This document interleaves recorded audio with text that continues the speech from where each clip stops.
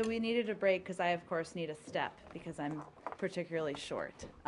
Anyway, Matt, I don't have anything at the top. I do not. General Allen provided Yes. an extensive topper. Okay, so really briefly, just do you have any update on the shooting in Saudi yesterday? I do not have an extensive update beyond what I said yesterday. We have no reason to question the comments, of course, by Saudi authorities. They've spoken to what their view is of what happened in this case. They're leading the investigation. Okay, and was it deemed necessary? Did this incident make? Did you decide, based on this incident, to do anything, take any specific, or not that you would get? You don't have to get into the detail, but has there been any change in the security posture in Saudi as a result of this? No, all embassy personnel, including local staff, are safe and accounted for. Of course, we always evaluate, but there isn't any changes in that. Okay. regard. So unless someone else has something on that, On Saudi? wanna go on. On Saudi Arabia? Okay, go no? ahead. All right, I just want to ask you about, there are reports out of Egypt that Egyptian planes are flying and attacking Islamist militants in Libya. And I'm wondering if you know if this is true, and whether or not you know if it's true or not. Is this something that you think is a good thing or a bad thing? Well, we've certainly seen those same reports. You have, Matt. I'm not in a position to confirm reports about airstrikes by foreign governments in Libya. The international community, I would remind everyone, issued a joint statement, or joint statements, I should say, emphasizing that outside interference in Libya exacerbates current divisions and undermines Libya's democratic transition. Libya's challenges are political, and violence will not resolve them, but I'm not in a position to confirm these reports. Well, but it's fair to say that you would look disparagingly at foreign planes taking military action inside Libya. Is that Well, not just the United States, but 13 partners right? But I'm just signed asking, on to a communique. right, but you know, the secretary met with the president of Egypt just a couple of days ago, as well as the Libyan prime minister. These statements have come out, but I just want, speaking for the United States, you think that this would be a bad idea if it was happening, and you would you caution or warn countries against taking such action? Well, broadly speaking, we would be concerned about outside interference in Libya, which is consistent with the communiques we've signed on to. All right, and then just finally on this, one of the people that our story quotes says that they are Egyptian planes, but being flown by Libyan pilots. Would that constitute outside interference in the mind of the administration? Again, I think outside interference is outside countries, but I don't have any other confirmation of what the specific details are. So the only, sorry, I know I said it was the last one, but I'm just trying to make sure. I mean, if this was the Libyan pilots flying an Egyptian plane, or planes plural, that would or would not be foreign or outside. We don't have any interference. confirmation of it, Matt. If those end up being the details, I'm happy to talk to our team, but obviously outside interference means outside interference by any country in any capacity. Someone is dropping bombs there, and I don't think the Libyans have an air force that can do it. So someone is doing it, and you think no matter who is doing it, it's bad, unless it's the Libyans themselves. As we've said, outside interference would be concerned about.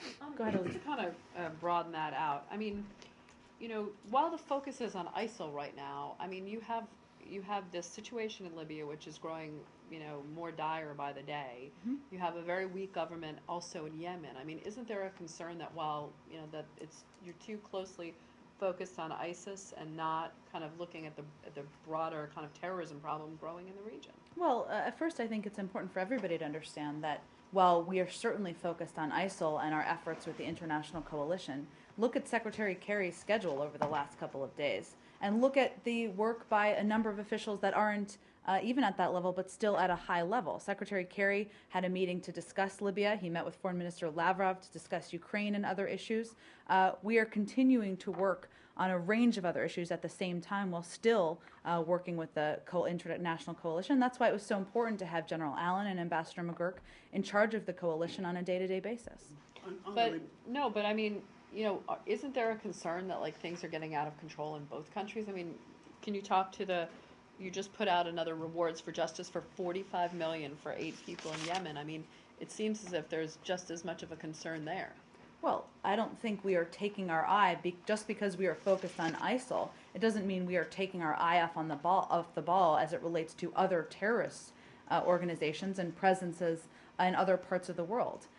Look at Al-Shabaab. We just put out a warning in Ethiopia. We are tracking wherever terrorists are and they threat our interests or the interests of Western interests. We are tracking them, and we're going to go after terrorists where they pose a threat to us. Can you just speak to this rewards for justice and why now for these 8 individuals? I think we put out some details about this yesterday. Did you have a why now specifically? Yeah, why now specifically? There's a is there constant- growing concern about AQAP's capacity to be able to launch attacks against the United States? There's a constant review. I'm not aware of a new threat. Elise, I'm happy to take it and talk to our team and see if there's anything recently. Go ahead, Saeed. Yeah, on the Libya issue, you know, the Egyptian airplanes are bombing on the side of General Haftar. Whose side are you on? I mean, how do you figure out who's fighting who in Libya and who are the good guys and the bad guys in your own terminology? Well, Saeed, I think as we've said in the past, one, let me just reiterate, I don't have any confirmation or not in a position to confirm details in the reports. We continue to believe there's only a political solution in Libya. We call on all parties to accept an immediate comprehensive ceasefire and engage constructively in a peaceful political dialogue to resolve the ongoing crisis, abstaining from confrontational acts. But again, I'm not going to go further with you because we don't have a confirmation of details. I guess my question is there a legal standard, or is there like a legitimate standard that you recognize as these are the entity that we recognize as the representatives of Libya, that you can be on their side? There are certainly officials from Libya that we speak to, that our ambassador speaks to, the secretary speaks to, absolutely. Okay. We had a story yesterday about the self-declared government setting up and taking over the websites of the state administration and the National Oil Company. Do you have anything on? I had not on seen this that. one? I'm happy to check into it. Was there a specific question about it? Well, whether it yeah, I was want to a find if you had also, if we can confirm that this is, because it's giving, there's this confusion about who's running the country now. So my specific thing was, you know, do you also have, I mean, have you figured out what this group is doing? I mean, they did take over in August, as far as we can tell. But in taking over the websites, what does this mean? Let me take a look at the story and I'll check with our Libya team. Okay. Do you have any more on Libya? Well, just is it your understanding? I mean, she raises an interesting question. Do you think that anyone is actually running Libya right now? We certainly do. I You just do. want to check on her question about the websites question. Yeah, but Go in ahead. Yemen, I have one on Libya. Sure. Go ahead. Maybe relax. What a big deal. he's talking about Uh-huh. asking about Libya. Go ahead. There was a recent report of a group declaring its allegiance to ISIL in Derna, I believe, in Libya. I mean, what's your level of concern about the possibility for the spread of ISIS along in Libya and maybe North Africa generally? Well, I think in not one of your colleagues, I should say, another reporter asked yesterday about Morocco, and there are certainly countries that have spoken about their concerns about the threat of ISIL. Many of them are part of the coalition, and so there's more than 60 countries and entities, as you know, who are part of the coalition, some from Northern Africa. So I think that speaks to the concern about the threat, not just to countries directly right next to Iraq and Syria, but certainly throughout the region. You've got the instability in Libya, which is distinct from other parts of North Africa. You're correct, but I would point you to the government to speak more about their specific concerns there. Go ahead. Iran. On Yemen, the Houthis have made more progress on the ground in the last couple of days, and they've got more provinces without any resistance from the Yemeni army. How do you see these developments? Well, I know we spoke about this a little bit yesterday. We've, of course, seen the reports about the Houthi presence in areas around the port. We're not clear on their intentions, and the status in Ib remains unclear. We do, of course, seizing control of state institutions and territory by the use of force, broadly speaking, is inconsistent with the agreement, the National Partnership Agreement, and must cease. And that certainly is a message that we are communicating. And how do you view the Houthis? How are you dealing with them? How are we dealing with them? Yeah, In what capacity? because now they are controlling a big part of Yemen, and they are part of the government. Well, as I mentioned, we don't have a clear understanding at this point about their intentions. Obviously, we continue to encourage all parties to implement fully all of the provisions of the Peace and National Partnership Agreement. That's what we're communicating. And do you think that the agreement is still there after the military developments during the last Well, we days? still think it is there, but there are pieces of it that have certainly not been implemented, including giving up checkpoints and weapons and pieces that still need to be implemented. Is the U.S. concerned that President Hadi's government may fall?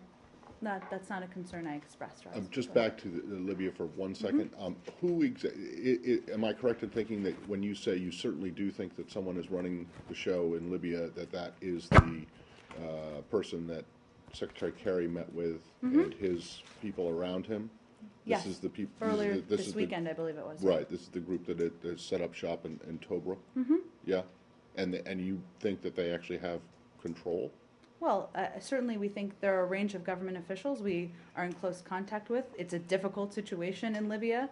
There needs to be more effort on the political front, and that's part of what the Secretary And communicated. then last on Libya, just the status of reopening the embassy.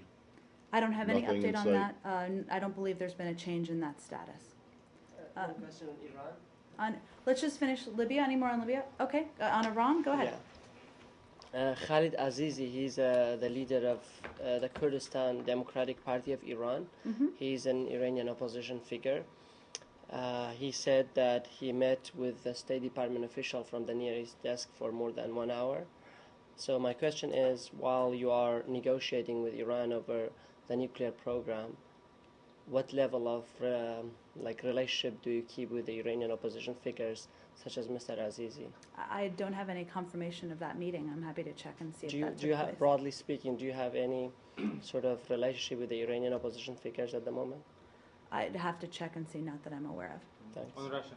Let's just finish Iran. Let's Iran. finish Iran, and then we can go. We'll go to Pam, and then we'll go to you, if that's okay. Go ahead. Well, is it correct that and I realize that Marie in Vienna is probably a better person to speak to this, but there's some indication that there might be another meeting tomorrow? There is another meeting tomorrow that's happening at the political directors level. Okay, so it's not, so this thing tomorrow is the political directors and Secretary Kerry still plans He's to come coming back home. tonight. But they'll be, I believe there will be, they'll be reconvening later this evening So. at his okay. level. At Secretary Kerry's Yes. level. Okay. Can you provide, I mean, where things are right now, recognizing that they're going to be meeting again tonight, why is it that, or do you think that there is any progress? Do you think that you're still on track for November 24th to meet the deadline?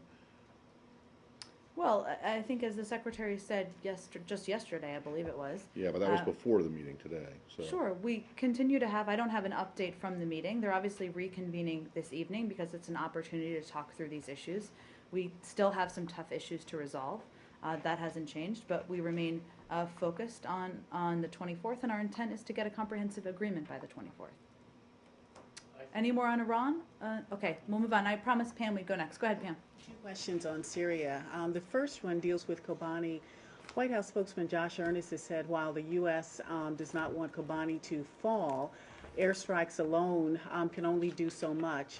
So my question is, this comes at a time when we have Syrian Kurds that have been begging for international coalition help in providing heavy weapons to help them protect the border town.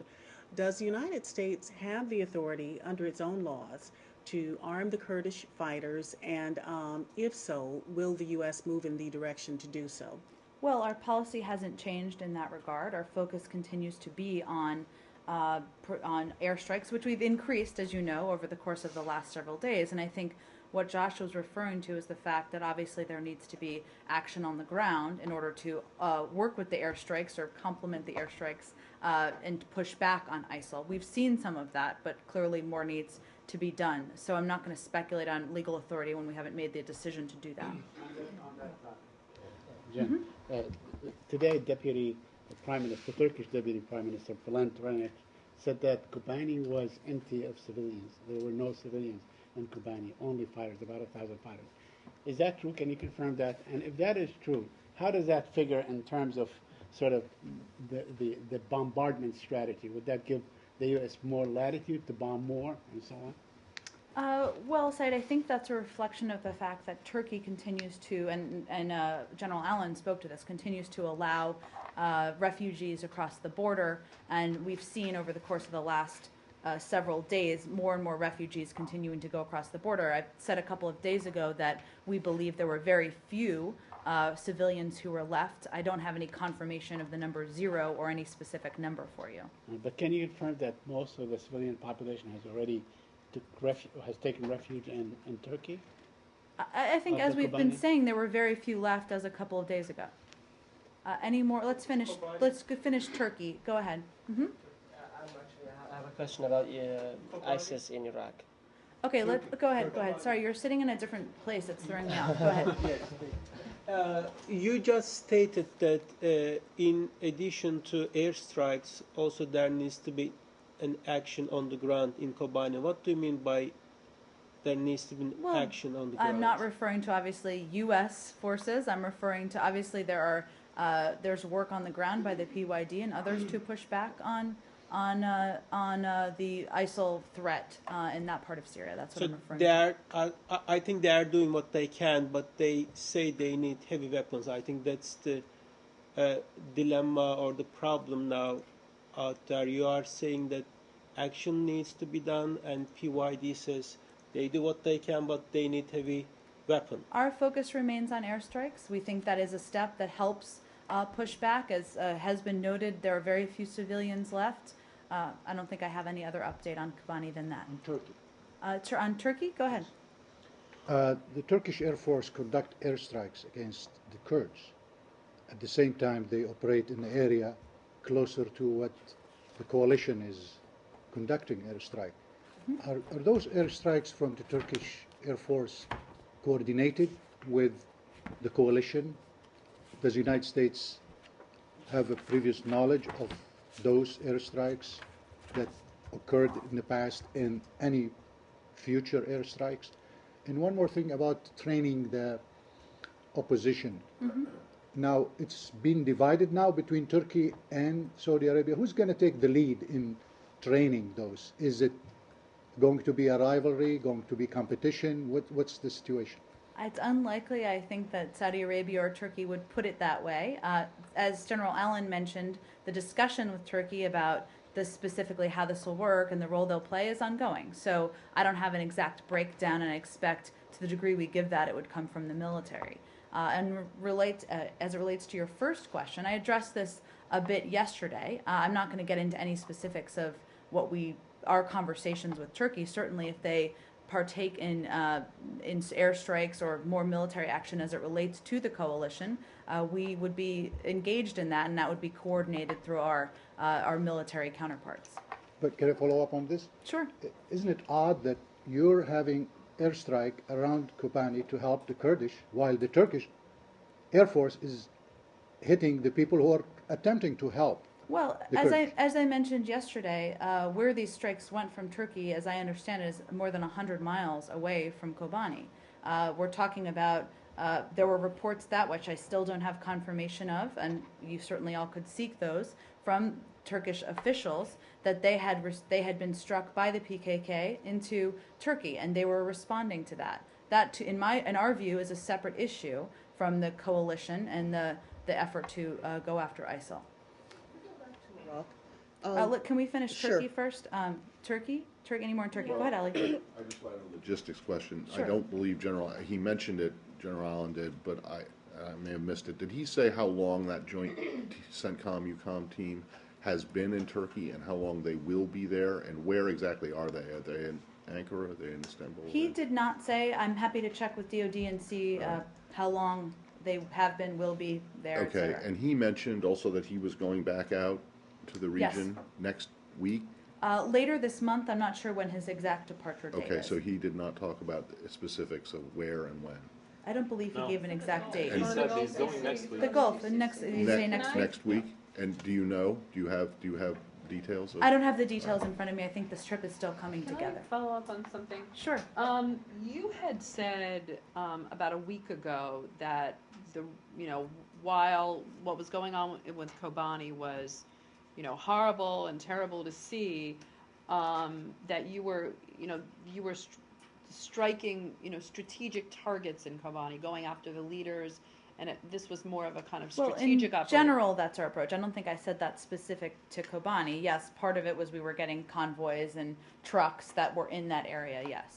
But, today, General Allen seemed to be emphasizing the humanitarian reason that you were going after, which seems kind of a kind of change in focus as to last week, where Kobani was seen as more kind of trying to tick off, Syrian leaders, ISIS leaders in Syria. Well, I mean, I'm not going to get too much into military strategy, but I think, one, our focus in Syria has always been on military leaders, on convoys, on oil refineries, on specific targets that will degrade their capabilities.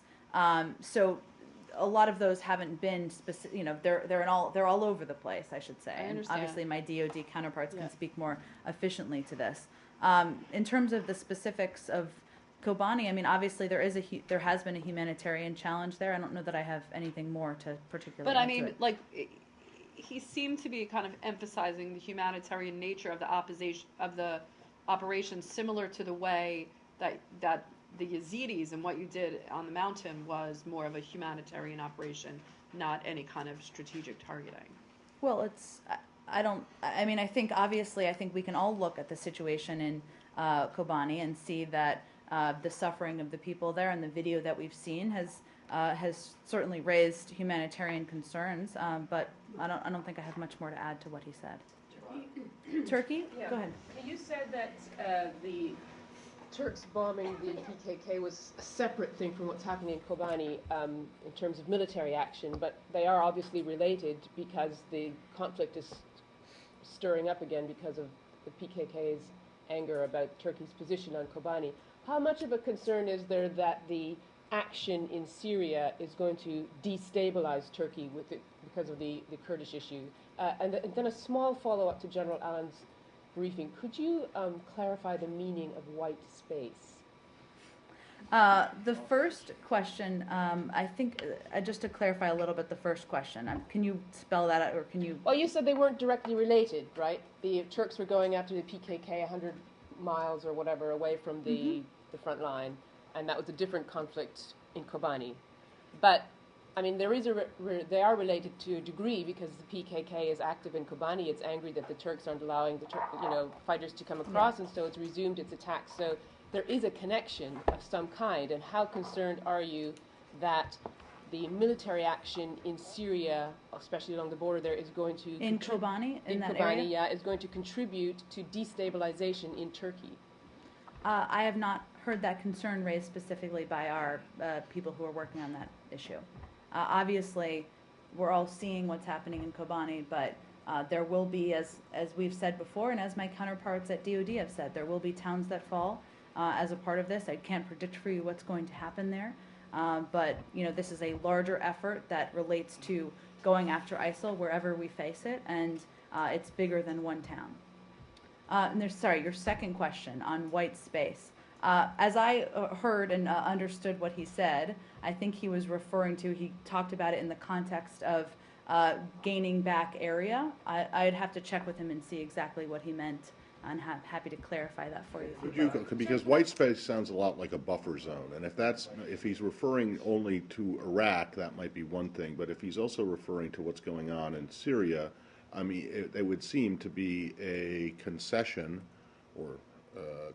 at least a nod in the direction of what the Turks are looking for. Well, I think Margaret asked a specific question about the buffer zone, but white space seems to imply an area where there's nothing, right?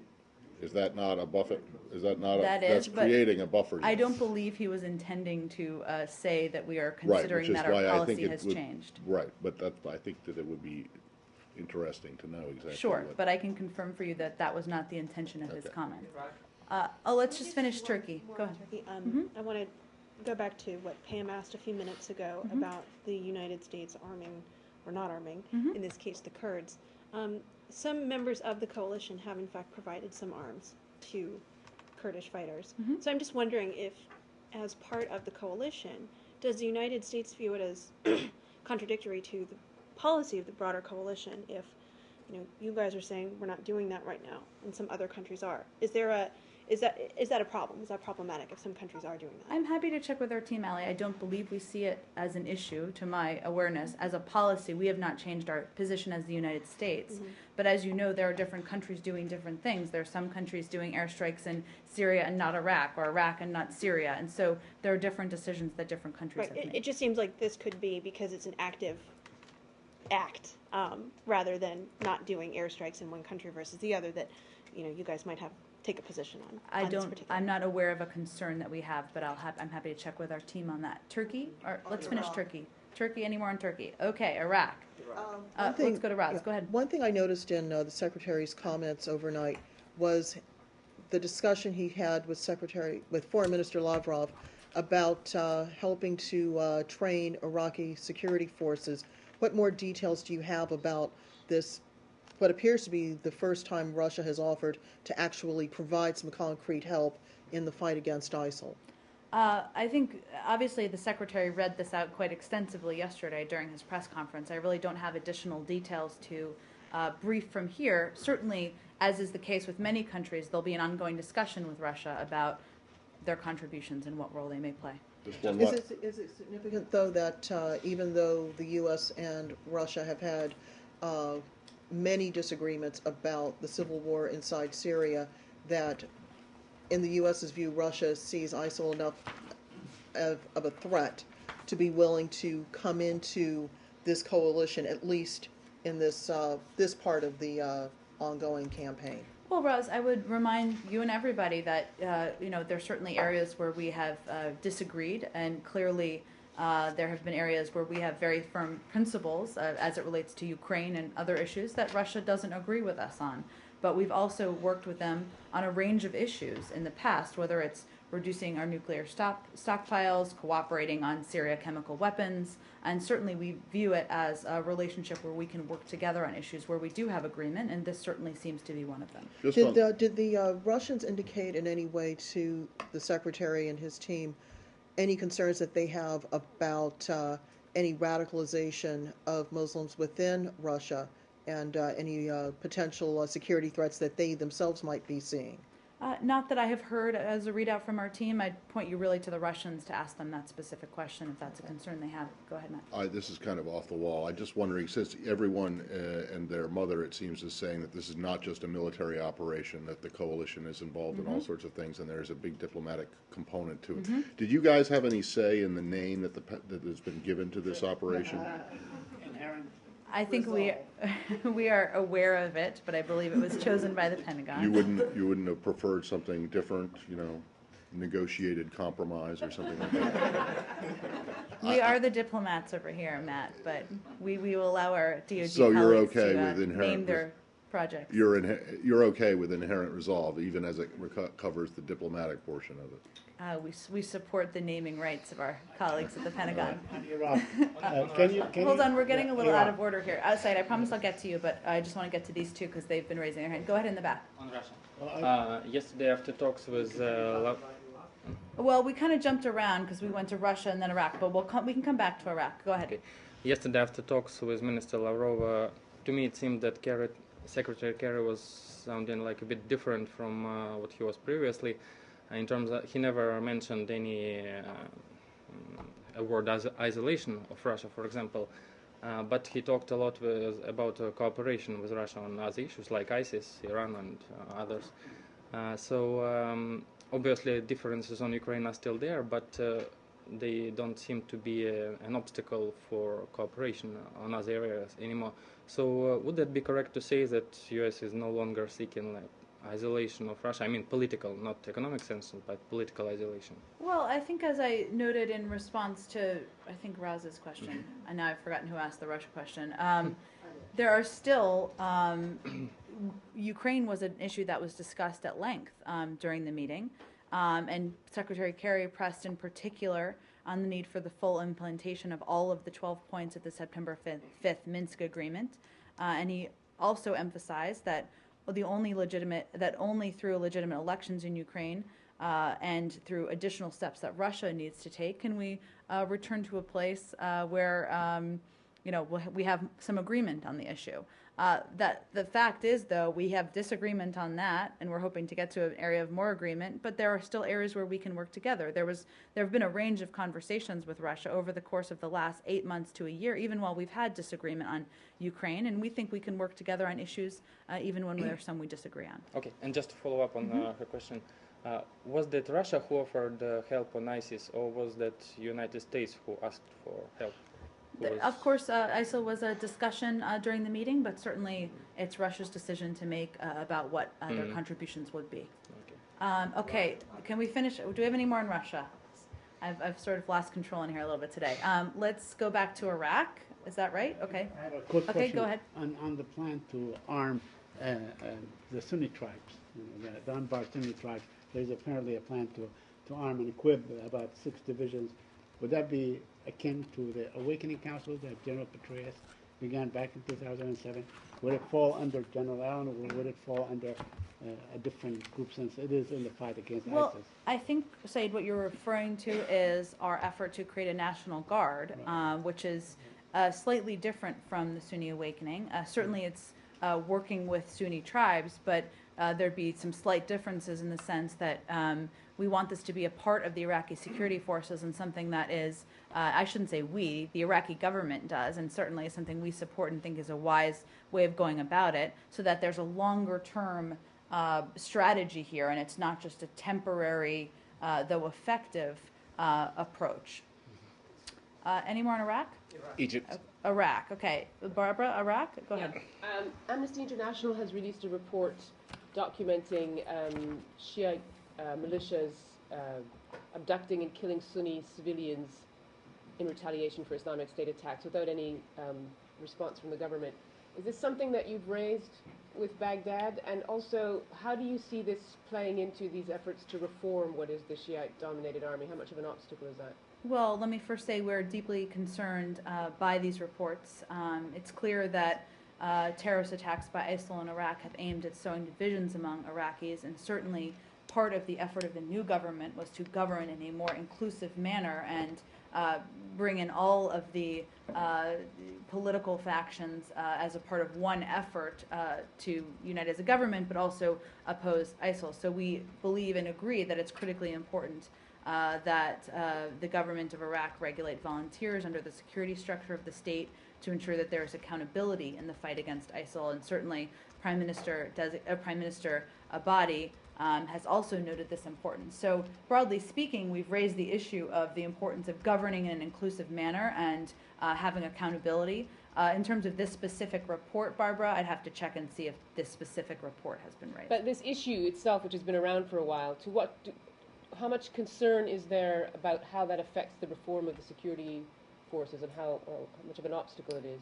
Well, I think as we saw with the last government, with Prime Minister Maliki, one of the deep challenges there was certainly the inability or the unwillingness to govern in an inclusive manner, and what we saw as divisions among many of the different groups in Iraq. And certainly ISIL was able to come in and take advantage of that. But it's still going on. Well, but my point is that in all of the discussions we've had with Prime Minister Abadi, the issue of inclusiveness, the issue of governing in an inclusive manner, the issue of creating a National Guard to include the Sunni tribes, the issue of doing things differently than was done last time, than how it was done last time, has certainly been a prominent topic of discussion. Iraq? Any more in Iraq? Iraq, go ahead. Yeah. So the Kurdish forces in Iraq have been very slow in regaining the territories they lost to ISIS, such as the predominantly Yazidi town of Sanjar, which continues to be under the control of ISIS. So when you ask the Kurdish officials why haven't you been able to control those lost areas, they say because they have not received the heavy weapons they have demanded the United States and other Western allies. What's your take on that? Well, as you know, not just the United States, but a range of countries have been providing a range of resources, including military resources, in coordination with the central government to the Kurds. I'd have to check and see if there's an update we can provide to you, but I know that we have been sending a vast array of materials. There's one more question on the General Allen said that he had met Prime Minister Abadi, and he believes that he wants to lead an inclusive government. So I want to know why he believes that, because I mean, is there any concrete evidence that really Abadi, like you have in Abadi, for example, the Sunnis continue most largely to be without outside the government. Large parts of Sunni areas, including Anbar and Mosul, are still under ISIS control, and the Kurdish, the Kurdistan regional government says the outstanding issues such as oil remain unresolved. Like, what are the things that make him believe so? You're combining a couple things into one. I think what we're referring to is the fact that Prime Minister Abadi came in with a desire to govern more inclusively. Now, with any case of governing around the world, we have to see what happens. But he announced a national plan that's being implemented. There have been efforts to reach out to a range of groups across the country. Obviously, there are unresolved issues that need to be resolved. But there's a long history here, as you know, from how things were occurring in the previous government, and that's something that will take some time to repair. Any more on Iraq? Okay, new topic. On Iraq, okay. Do you have any comment on the New York Times report that abandoned chemical weapons has been kept secret by the U.S. government? I would point you to the Department of Defense on that. I think they have a comment that they have put out today, and they're most appropriate to speak to that question. Let's just finish Iraq. Any more on Iraq? Okay, Elliot? I was wondering what your reaction is to the most recent police crackdown in Hong Kong. There have been some rather disturbing images and videos coming out over the past 24 hours or so.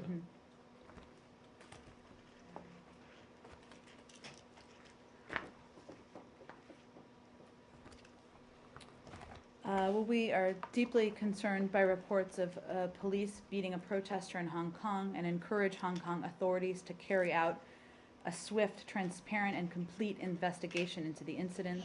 Hong Kong's well-established tradition of respect for the rule of law and internationally recognized fundamental freedoms, including freedom of peaceful assembly, remains crucial to Hong Kong's long-standing success and reputation as a leading center of global commerce. We renew our calls for the Hong Kong government to show restraint and for protesters to continue to express their views peacefully. I believe the Hong Kong authorities did say they would be investigating the police officers involved and that they would be removed from the protests. But are you encouraged by that? Do you think that investigation will be Well, certainly credible? we support a complete investigation, so yes, we'd be encouraged by that moving forward. And then more broadly, are you concerned that this will more regalvanize the protests and cause them to drag out longer and strain further the patience of authorities? Well, I think our hope is certainly that it will not. And obviously that will require restraint by authorities and restraint and action as it relates to an investigation, and we'll certainly see what happens from there. On this, do you think, you just mentioned how Hong Kong is well-established traditions of rule of law and is a global center for global commerce. Do you think that that's been compromised at all? If not, its status as a safe place for and center for global commerce and a place where rule of law is established and followed all the time. Has that been compromised at all in the thinking of the administration? Not in the thinking of the administration, no, but it certainly is in the interest of everyone to see the current situation resolved peacefully. And but you believe that it's possible that could be compromised should this continue to go on? Well, I don't want to get ahead of where we are or where this could go. Certainly, our hope is that it can be resolved peacefully. Where is this discussion right now? I mean, how, after the foreign minister was here, where have you taken this discussion on Hong Kong? Well, we've certainly maintained close contact with relevant authorities in Hong Kong as well as Chinese authorities, and we've been conveying the same message that we've been conveying publicly. Any more on Hong Kong? Hong Kong? Okay. New topic? Egypt. Egypt. Yes, sorry. Go ahead. Egypt. Thank you. It goes without saying Egypt is an important country. What role are the Egyptians, currently playing in the fight against ISIS? What role do you expect them to continue to play in the future specifically? Well, Egypt certainly is, and obviously General Allen and Ambassador McGurk were meeting with Egyptian authorities just last week. One of the significant steps that the Egyptians have taken is to increase their military-to-military coordination and work with the Iraqi security forces. We think that's an incredibly positive step. There's also a voice that many authorities in Egypt can play effectively to speak out against the actions of ISIL, and that's a discussion that we've been having with them, but also something they've already taken actions on. And in terms of the issue that General Allen addressed about inclusiveness, is Egypt a good example to tout to the rest of the Middle East in terms of countering ISIS? Well, I think there are concerns, as we expressed them, including yesterday I did, about cracking down on protesters, freedom of the press, and we obviously put out an annual report in that regard. But we raise those issues when I'm talking about ISIL and speaking out against the brutality of a terrorist organization. There are a range of officials in Egypt who have spoken out against that, and we do think that's effective and important. Just a final follow-up, if I may. Now, in terms of the repressive course that President Sisi is currently pursuing, as has been described by at least 2 major U.S. newspapers following John Kerry's visit to Egypt. Their concern is that by pursuing that course, President Sisi is actually fanning terrorism in the region because he's telling young people the only way to get empowered is the gun. Do you share those concerns? I addressed this question yesterday. Could Do you I have any just more try- on Egypt? Yeah, I have Egypt. On Egypt, go On ahead. Egypt. Yeah, I don't know whether you clarified it or not. The confusion on the issue of the helicopters, the Apaches. There was, the government of Egypt said that they received them.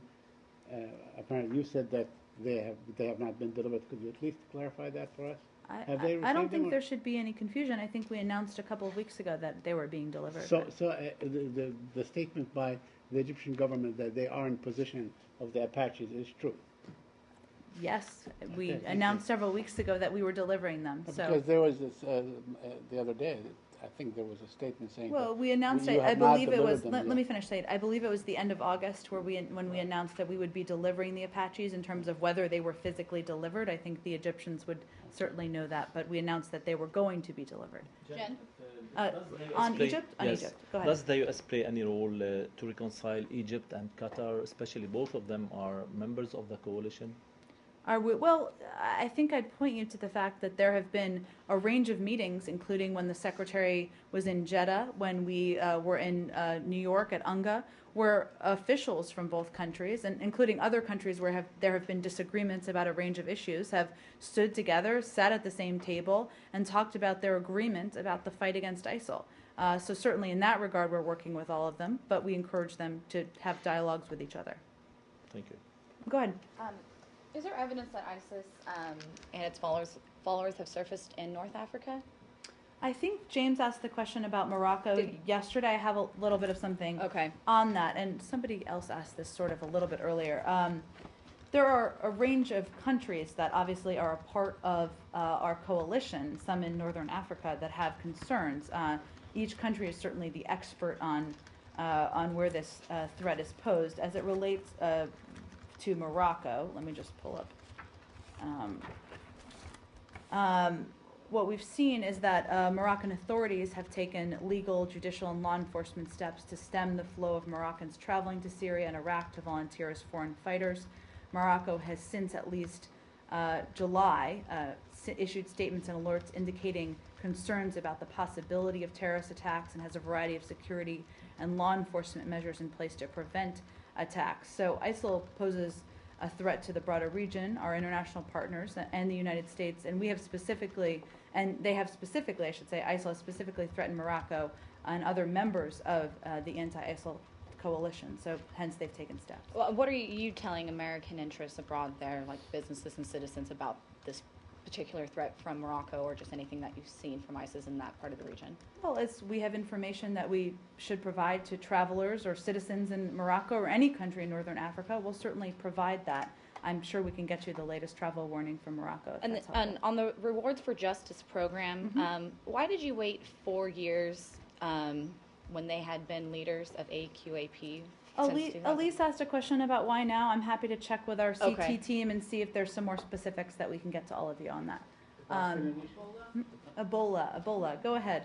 Not a country, but Jen, Secretary Kerry, I believe it was just a little over a week ago, made an impassioned, what he called urgent plea for more help, and made the point that the U.S. is lifting a lot of the burden in the fight. Has he been pleased with the response so far? I mean, has that plea led to any significant changes, more ponying up cash or help that the U.S. has seen? Well, Margaret, I think we're venturing to update our numbers that we put out last week as more countries contribute more. But certainly, what the Secretary felt and President Obama felt as well was that it was important to raise public awareness of this issue internationally, and the fact that we do need more from the international community.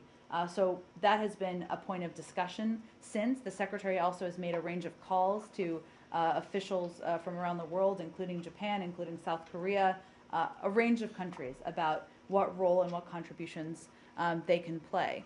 But there is more that needs to be done, and no single UN agency, no single country or NGO can meet the rapidly increasing demands alone. So we will continue to raise this issue, and that's why we did it last week. And you're putting out those numbers when? We'll venture to update them, and we'll see when we can complete that and get an update around to all of you.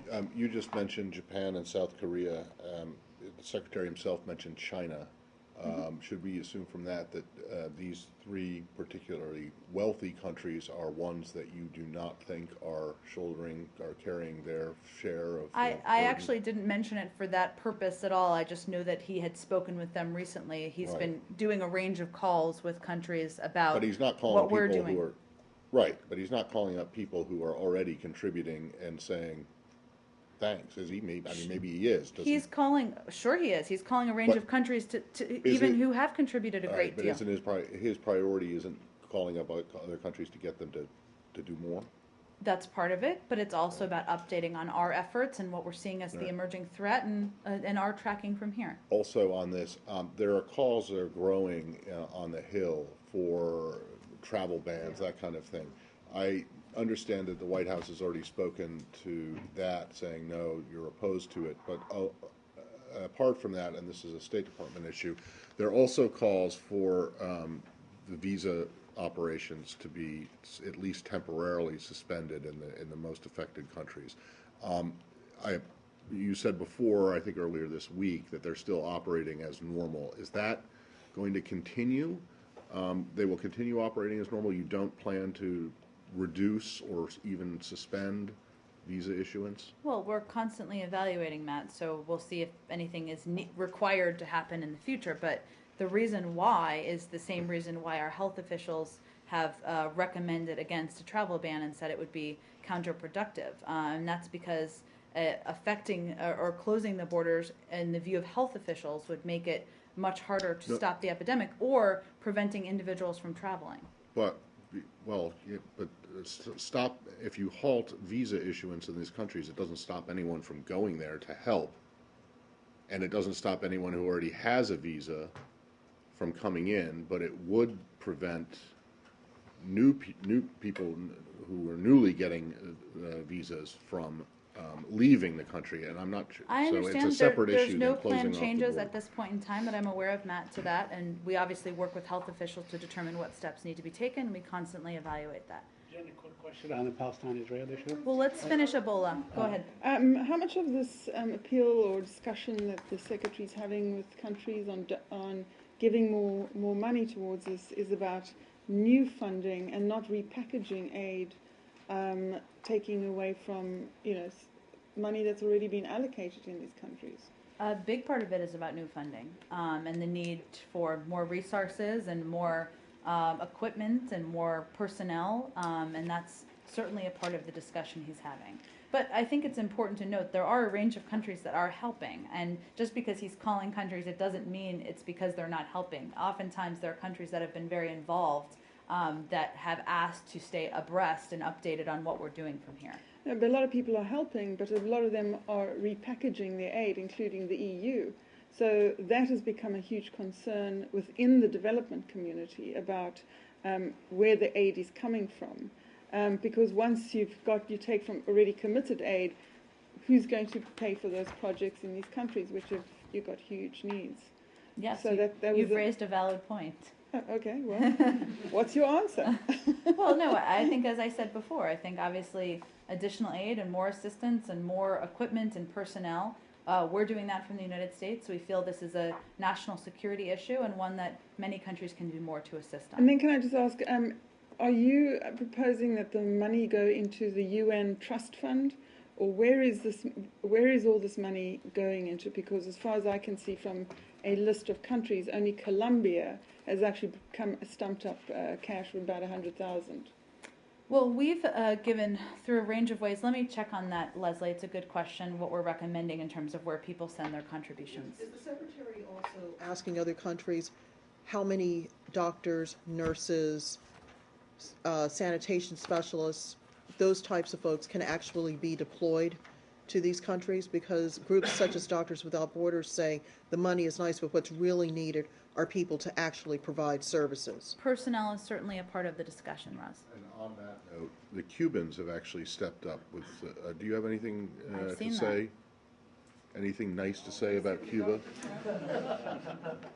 for its response to the Ebola? There are some countries that are larger than Cuba that have not contributed as much as Cuba.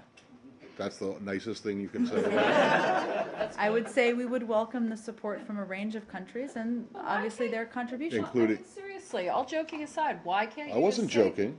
No, but I mean, it's not a laughing matter. Why I can't used you I used it as an opportunity to highlight our point here, which is that Cuba is a smaller country. There are larger countries that have not given I as much. understand, but can you say that you welcome Cuba's support? Sure, we welcome their support. Yes. Okay. Should we? Do we have any more on Ebola? Yes, please. Go ahead. Just general question. What is the situation of the Americans living there? Are they to stay there, to live, or to cooperate? Or what is your policy regarding this? Well, in there's these three travel countries? Sure, I understand. We've put out information to American citizens in each of those countries. It's available on our website. We certainly continue to evaluate that and monitor that, and if we need to change it, we'll do that. And you are advising Americans not to go to these three countries? Yeah, we've put out travel warnings and information in these countries. Can I ask you? There's actually, in all seriousness, there is a fake travel warning about Dallas that is not accurate and is not coming from the State Department. You may not have seen, but I'm just going to take it as an opportunity to convey to you that was not from the State Department. I've been doing this a long time. I've never seen the State Department put out a warning for Correct. something inside the U.S. Correct, Matt, but everybody doesn't follow travel warnings as closely as you I do. So we wanted to make sure people were aware of that. Many people have more exciting lives than I do. Yes. Can I just, I don't expect you to have an answer to this, but I'm wondering if you can take it. This has to do with the sale of the Waldorf to the Chinese. Sure. And the review that you guys are looking into the details of the specifics of the sale. And I just want to know, have you started with Hilton? Have you gotten in touch with them? Are you aware what's the status of your looking into the terms of the sale? I don't have any update on the status, I should say. But with any sale of a hotel or any similar circumstance, any future decisions about the nature of our relationship or the fact that our UN ambassador has a residence there would factor in costs, the company's plans for the facility, the needs of the United States government, and of course, in this case, the U.S. mission to the UN, regardless of who purchased. So that's certainly part of the review. But I'm just wanting to know if you have any update about whether you've gotten in touch with Hilton. Have they given you the details that you're looking for to make a decision on whether you want to continue the I don't have an relationship with the update on hotel? that particular piece yet at this point in time. Very quickly, on the Israeli issue, the Israeli press is saying that Secretary Kerry pressed Prime Minister Netanyahu to go back into the negotiations. Can you comment on this? Is this true? Can you confirm that the Secretary has urged the Israeli Prime Minister to go back to the negotiating table? Well, Saeed, I think as the Secretary has said many times publicly, the only way that there will be a lasting peace is to have a two-state solution that would come through direct negotiations. And certainly that's a message he talks about publicly and privately. I understand, but did he do this in the last 24 hours? Did he call? I'd have to check and see if there's anything specific beyond that. And finally, on this issue, President Hollande of France said that if negotiations prove to be, not a non-starter, then they will recognize a Palestinian state. Is that something that you welcome or you understand? Or? Our position is, as I said yesterday, we feel the only way we support the Palestinian state. We would support a Palestinian state, but we believe it needs to be achieved through a two-state solution. We believe otherwise it's premature to be discussing. So are you discouraging the EU, the European Union, and other countries not to recognize a Palestinian state? I think they're familiar with what our position is.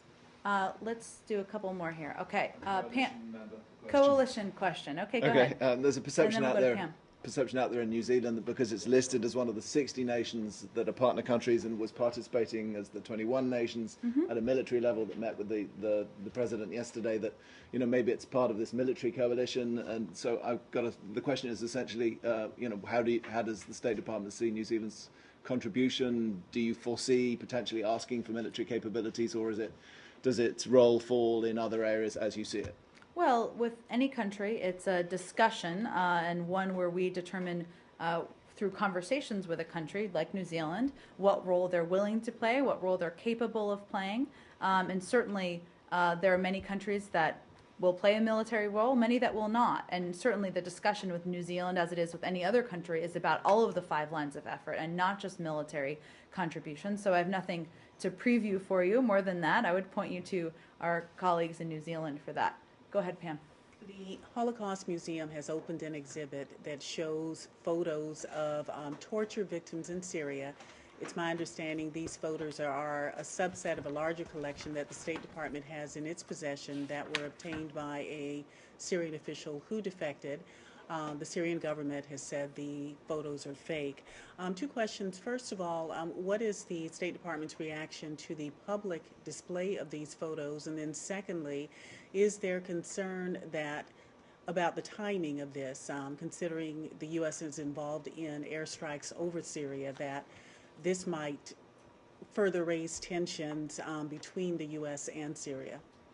Well, I think it's important to remind everyone that the State Department initiated the process to bring Caesar to the United States so that senior administration officials, members of Congress, and the American public could hear directly from him about the horrific abuses committed by the Assad regime. As you know, because you asked the question, he was able to smuggle out of Syria 55,000 images that appear to depict the torture, starvation, and death of over 11,000 civilians held in regime detention centers. I don't have any comment or analysis of the photos. We've seen hundreds of these gruesome photos. And beyond that, I think obviously our effort in Syria and our effort to defeat ISIL, as you know, is separate from the atrocities of the Assad regime. As much as General Allen spoke to, we don't recognize his legitimacy, and we believe a political solution that would not see Assad retain power is what our focus remains on.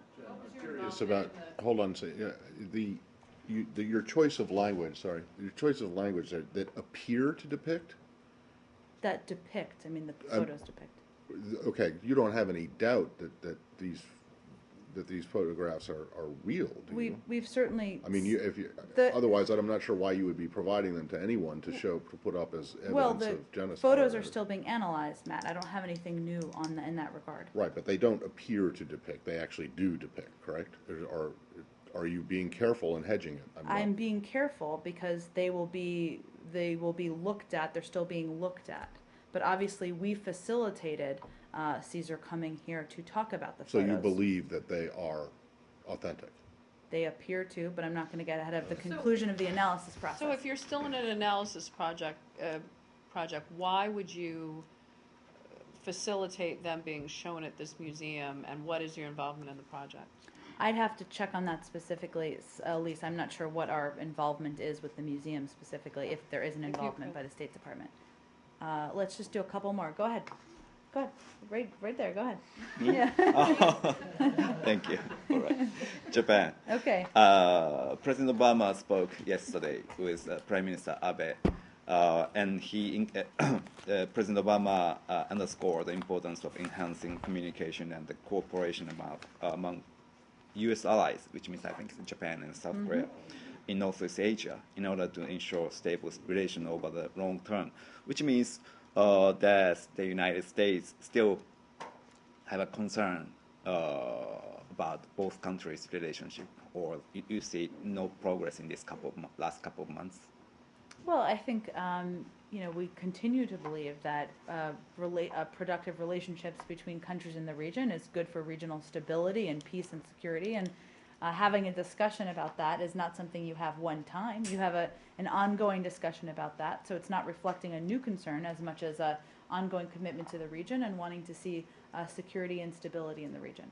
Mm-hmm. So which means this statement means, is it correct? You mean, as the United States government encouraging both countries to have summit meeting, some kind, both leaders meeting in APEC on November? I'd point you to those countries, and I'd certainly point you to the White House beyond what I just stated in terms of the specifics of the conversations. Go ahead, let's just do a couple more. Were such a meeting to take place, you would welcome it, given that you always call for these kinds of exchanges. Certainly, but I'm not aware of it being scheduled, and obviously we wouldn't announce that meeting on their behalf if that were to be scheduled. Go ahead. There seems to be confusion about the language that the State Department is using and what is being listed in the indictment on Katala. Can you explain why the State Department is insisting classified information was not compromised in Benghazi when the new indictment states computers were stolen containing location information from the CIA annex? I honestly would point you to the Department of Justice. I'm happy to talk to our team and see if there's more we would convey from here in that regard. I have one more on East Asia. So today the senior ranking military officials from the North and South Korean militaries met today. I wanted to know if you had any comments on that and if you continue to encourage this type of dialogue. Well, we certainly continue to encourage dialogue. I'm not sure I have much to add there, but as we've long said, we support improved inter-Korean relations and welcome steps by both sides to take in that regard. So this is certainly an example of that. Let's just do two more. Hello in the back. Welcome back. We haven't seen you in a while. Thank you. It's about the mass graves found near Donetsk at the end of September. Kiev started an investigation. Do you have any information about how that investigation is going? Do you ask for information about that? Well, we certainly support an investigation. I don't have any particular update on how that is going. It's not the United States, obviously, who's involved or leading that investigation. I'm happy to check and see if there's more to report on that front. The investigation into the fire that killed 40 people in Odessa in May has stalled. The Rada Commission has closed the investigation without any result. Do you have a concern that this mass graves investigation too could hit a dead end?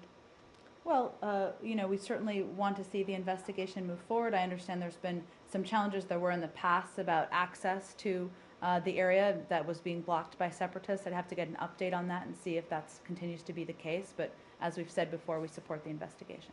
Actually, on access, what's your understanding of the MH17 that site and the investigation? Well, we understand that yesterday the Dutch were able to visit the site, and actually, 2 days ago. And they're working with Ukrainian authorities and combing the crash site for personal belongings and human remains. Okay, but you don't have any updates on where? I don't have any updates beyond their access to the crash site. Let's just do a couple more here. Go ahead. 1, 2, 3. Go ahead. On Ukraine, these days there were some protests in Kiev that turned violent, and there were clashes between police and protesters. Do you have any particular concerns on that? Comments? I haven't seen reports of the protests. I'm happy to look into it and see if there are more specifics. Can you give me a little bit more detail, or maybe we can talk after and we'll get back to you? Supposedly there were nationalist protesters who were against the policies of current government, and they clashed with police. So we will take a look at that and see if there's more. We saw, and I don't know if this is, we'd seen reports a couple of days ago. I don't know if this is the same protests. Maybe.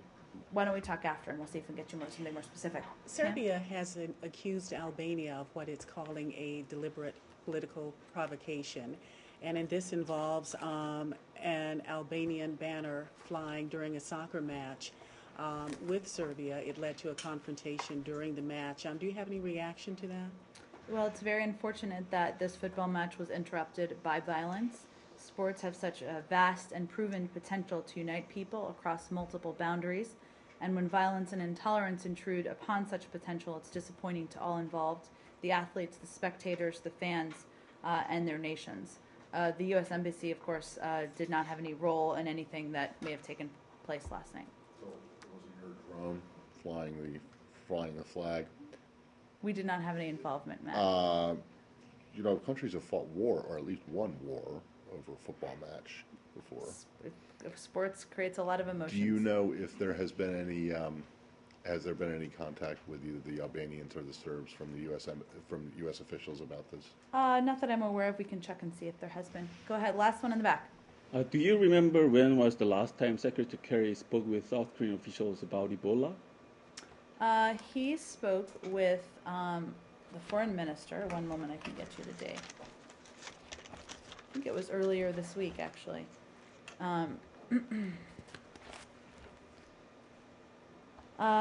Yes, it looks like he spoke with Foreign Minister Yoon on October 13th as a part of certainly his regular consultations with him. They talked about bilateral, regional, and global issues, including Ebola as well as North Korea. Thanks, everyone. One more? One more question. This is about South Korean activists sending propaganda leaflets to North Korea aboard large balloons. And North Korea has very strongly protested against this campaign and even tried to shoot down some balloons last week, which led to an exchange of gunfire between the two sides. I'm wondering if you have any concern this campaign could lead to another military conflict that could develop into a bigger clash. Well, as we understand it, since then, obviously, there have been discussions between both sides. We certainly support improved inter-Korean relations, and we welcome steps to address through dialogue. Thanks, everyone. Thank you.